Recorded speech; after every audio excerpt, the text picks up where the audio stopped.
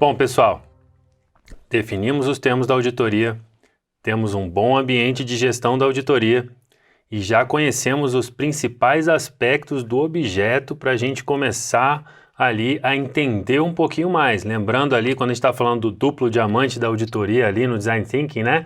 Estamos aumentando o nosso entendimento sobre o objeto e seus problemas.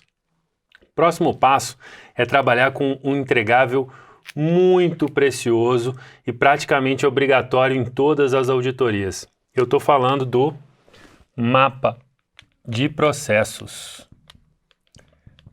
O mapa de processos. O que é esse mapa de processos? Quando eu falo de mapa de processos, eu estou falando de uma maneira visual da gente conseguir organizar as atividades que compõem as operações de um objeto de auditoria. Então, se eu estou falando de uma compra, eu estou falando de todos os passos, desde a definição do que vai ser comprado, até o momento ali que passa pela licitação, a entrega, o faturamento e o pagamento ali do bem que vai ser entregue. Né? Se tiver no escopo, até os possíveis usos também, as operações que estão ali. Se eu estou falando de uma política pública, eu estou falando dos insumos, eu estou falando das atividades que vão entrar ali, né, e gerar resultados. Então eu posso trabalhar disso de uma maneira visual. Como é que eu vou trabalhar essa maneira visual? Eu tenho que organizar tudo isso, entender o que são, né, as coisas que eu vou trabalhar ali dentro. Eu posso até utilizar uma matriz que eu chamo de matriz CIPOC, a famosa matriz CIPOC, né? Que é um acrônimo aqui em inglês, né? Então eu vou ter sistematizado aqui, né, os insumos, os fornecedores, quem vai fazer os processos, né? Que resultados vai ter daquilo, ou que produtos vai ter daquilo e sistematizar tudo isso, todas essas informações, para depois trabalhar isso de maneira visual. E aí eu tenho toda uma notação para desenhar. Então eu começo aqui, por exemplo, com uma bolinha, né? Para dizer que um processo se iniciou. Eu represento cada atividade dentro de retângulos, e essas atividades têm conexão entre si, né? Elas muitas vezes se desdobram, né? Em outras atividades, inclusive paralelas, e elas têm pontos de decisão, não é isso? Que eu posso representar aqui por losangos, e elas levam para mais atividades. Então, a partir do momento que eu entendo todas as atividades que compõem as operações do meu processo aqui, elas, até o final dela, né? Eu começo a ter uma noção dos problemas e defeitos que eu tenho aqui dentro. Então aqui, dentro desses quadradinhos, eu coloco até verbos, né? Aqui, que vão me trazer as atividades dentro de cada quadradinho desse. E vejam que ter uma construção visual disso é extremamente precioso para a minha auditoria. Porque eu vou entender quais são as relações entre as atividades, eu posso agregar algumas informações como quem é responsável por essa atividade, quem que influencia ou fornece insumos para essa atividade. E até, trabalhando com a minha análise de inteligência, eu posso entender, inclusive, riscos associados a cada um dos atores que estão envolvidos aqui. E eu posso entender também, e aí eu caio para outro produto, né, associado aqui, um mapa de produtos. Eu posso entender os produtos e os seus requisitos que saem dessas atividades aqui. Então eu posso sistematizar aqui a sequência de produtos primários, intermediários e finais que eu tenho associado a isso aqui. Então veja, essa é uma maneira em que eu estou entendendo as principais coisas que tem dentro de um objeto, que são pessoas que vieram ali. Eu já tenho muitas coisas importantes com pessoas. Temos a análise de inteligência, nós temos também a análise de stakeholders, e agora eu estou associando todos esses stakeholders a atividades específicas aqui dentro do meu objeto. Então eu começo a visualizar uma série de defeitos, de problemas, e eu vou catalogando esse negócio. Processos, né, que estão representados aqui, e produtos, e que são produzidos com tecnologia. Então, quando eu chego nessa fase aqui, eu já estou entendendo como funcionam as coisas ligadas ao objeto. Então, pessoas, processos e produtos e tecnologia que regem o meu objeto, os processos de trabalho que regem o meu objeto. Esse entendimento é fundamental, ele é valiosíssimo, porque vai nos trazer os insights para a gente ter um inventário de riscos, que no começo a gente vai ter só fatores de risco. O que são esses fatores de risco? Tudo aquilo que eu vou observando durante as etapas anteriores, durante o estudo para construir essa perspectiva visual, que eu acho que pode influenciar negativamente no meu objetivo do objeto, eu vou colecionando aqui, eu vou desenhando aqui, eu vou trazendo aqui para esse rol de fatores de risco. Então eu tenho dois entregáveis aqui. Eu posso ter essa matriz POC, que é um tabelão no final das contas, com insumos, com quem fornece, com quem faz os processos, com o que sai dali de dentro. Eu posso ter um mapa de processos, que é outro entregável, posso ter, quase sempre vou ter, em que eu vou visualizar essas informações aqui numa forma interativa, visual, e o meu mapa de produtos, que é o que sai daqui de dentro desses processos. E aí eu tenho todo esse entendimento. Tudo que eu for vendo aqui durante essa construção, durante a construção dos entregáveis anteriores, eu vou trazer para cá e vou formar um rol de fatores de risco. O que é isso? São fatos, eventos, coisas que eu julgo estranhas em relação ao objeto, né? Em relação aos objetivos do objeto. Então eu vou escrever aqui, por exemplo, né, que não tenho um processo, eu não tenho um normativo. Eu não tenho um normativo. Dizer que eu não tenho um normativo aqui para gerenciar ou para gerir alguns processos de trabalho. Vou dizer que estão faltando aqui meios de produção, né? Eu não tenho, por exemplo, equipamentos, né? Então tudo isso eu vou trazendo para cá. Por quê? Eu vou ter que formar um risco. E aí vem para o conceito de risco, né? O conceito de risco, ele muitas vezes é usado equivocadamente, né? As pessoas usam isso isolado. A gente tem que lembrar que um risco, ele é visto em termos de probabilidade de algo acontecer, então é algo futuro e incerto. Ou seja, que não é certo que vai acontecer. Se for certo, ou for no presente, já não é um risco, é um fato, né? Então é algo futuro e incerto que pode influenciar negativamente no objetivo do meu objeto. E aí ele tem algumas coisinhas que eu preciso entender, porque lá na frente eu vou usar, inclusive, para formular os meus achados. Então, todo risco, ele tem uma causa, né? O que é essa causa?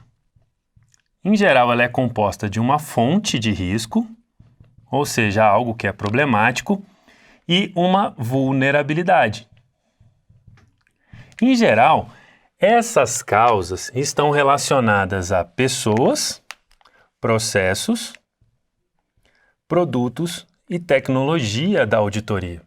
E o que eu tenho nisso? Essas vulnerabilidades. Por exemplo, se eu tenho pessoas desinteressadas, mal intencionadas, né, com um passado que não é ilibado, tudo isso são vulnerabilidades relacionadas a pessoas.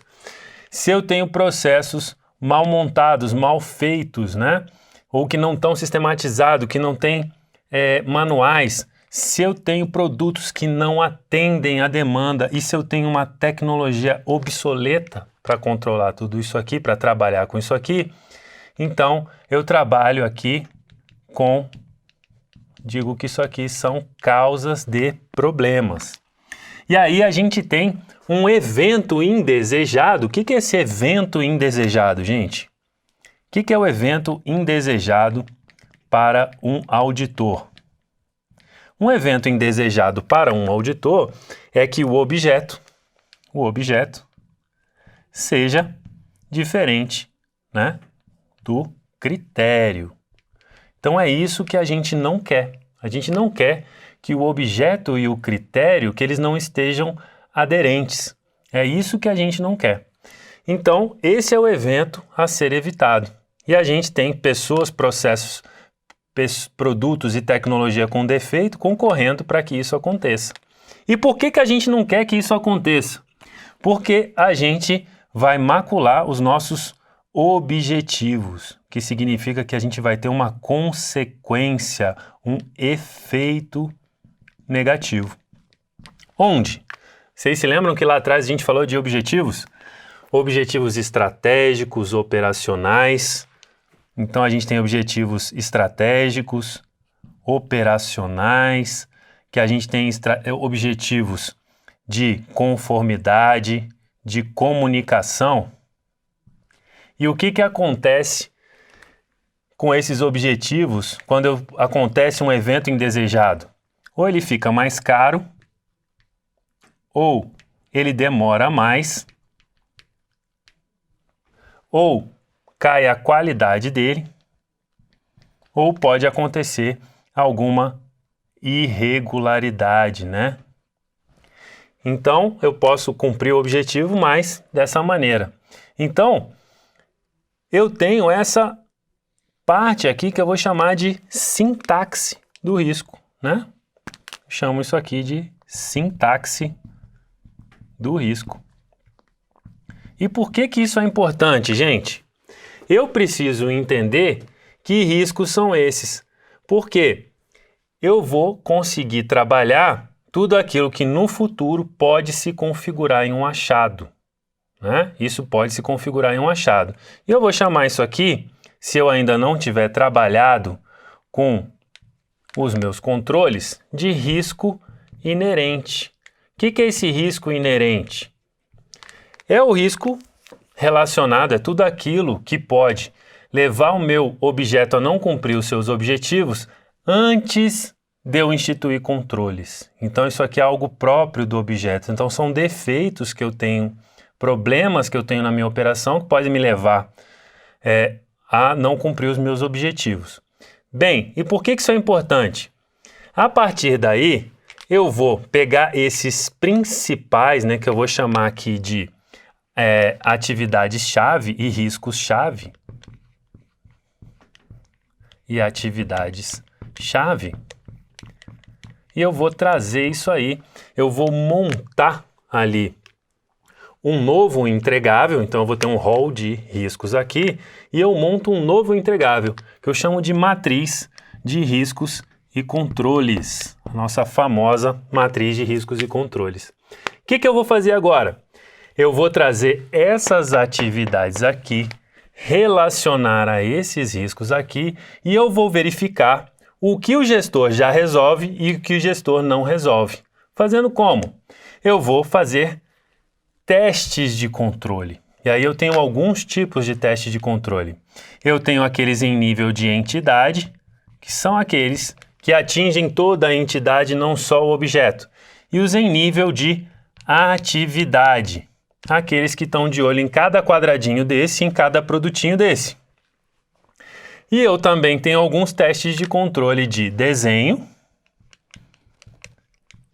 e de efetividade. Então, como é que eu uso isso? Se eu tenho um controle mal desenhado, eu nem preciso ver a efetividade dele, porque se ele já está mal desenhado, eu não vou precisar testar mais. E os de efetividade. Para os controles bem desenhados, eu preciso ver se eles na prática funcionam. E aí eu vou associar o processo, o risco e o controle. E aí eu posso trazer dois gráficos. Um desses gráficos eu vou colocar aqui probabilidade e a gravidade das consequências do quê? Desse evento indesejável. Bom, o que condiciona a probabilidade? Quão fortes são os defeitos em pessoas, processos, produtos e tecnologias? Então eu vou usar isso aqui para definir se tem maior ou menor probabilidade de acontecer. E as consequências, de onde eu vou tirar? Eu vou tirar do tamanho dos problemas que eu vou ter nos meus objetivos. Então, a partir daqui, eu vou trazendo cada risco desse aqui e eu vou trabalhando e colocando ele aqui. O que eu vou fazer, gente, com isso aqui? Eu vou entender aqueles que são materialmente relevantes. O que é isso? Aqueles que são importantes e que têm maior probabilidade de acontecer e maior impacto ou consequências, tanto financeiras, quanto de tempo, quanto de problemas no meu objetivo. Então, eu vou selecionar essa galera aqui para ir para uma segunda fase, porque esses são os materialmente relevantes. Mas o que eu faço com esses daqui? Bom, se eles não são materialmente relevantes, eles não são objetos do meu pronunciamento. Então, esses daqui eu não vou me importar com eles por eles não serem relevantes. É o que a gente fala. Procurem trazer coisas que justifiquem a sua auditoria. Não vai ficar olhando pormenores ou coisas que influem menos no objetivo. Então eu trago aquilo que é materialmente relevante, posso levar para outro gráfico aqui. Como? Eu vou trazer esses controles para cá. Então eu trago o resultado aqui desse gráfico, eu vou chamar ele de gráfico de risco inerente, eu vou trazer ele para cá, chamá-lo de risco inerente. Eu vou trazer esses controles para cá, eu vou chamar isso aqui de risco de controle. Quanto melhor o controle, menor o meu risco de controle. E quanto menor o meu controle, maior o meu risco de controle. O que eu vou fazer? Vou trazer esses riscos para cá, né? Lembrando que aqui eu já não tenho riscos menores, né? Trago eles para cá, posiciono eles aqui, né, de acordo com a efetividade dos controles que ele tem, que eu trago dessa tabelinha aqui. E aí eu traço uma linha onde eu vou dizer até onde eu vou aceitar o risco, né? E aonde eu preciso ter controles muito bons. Então, tudo que está para cá é que vai ser objeto de evidenciação. Então, ele vai ser objeto de evidenciação, significa o quê? Que eu vou ter que bolar procedimentos, eu vou ter que buscar técnicas para que eu possa evidenciar ou rechaçar esses riscos. Eu vou ver, será que esses riscos realmente se configuraram em achados? Ou será que esses riscos não se configuraram em achados? Era só um risco, algo que poderia acontecer, baseado no passado, baseado nos defeitos dos processos, mas que não aconteceu, né? Quando a gente for buscar evidências ali na nossa etapa de execução. Bom, uma vez que eu sistematizei toda essa informação, eu estou pronto para o próximo entregável, que é a matriz de planejamento. Eu vou sistematizar essas informações em termos de técnicas e procedimentos para que eu possa buscar as evidências na etapa de execução.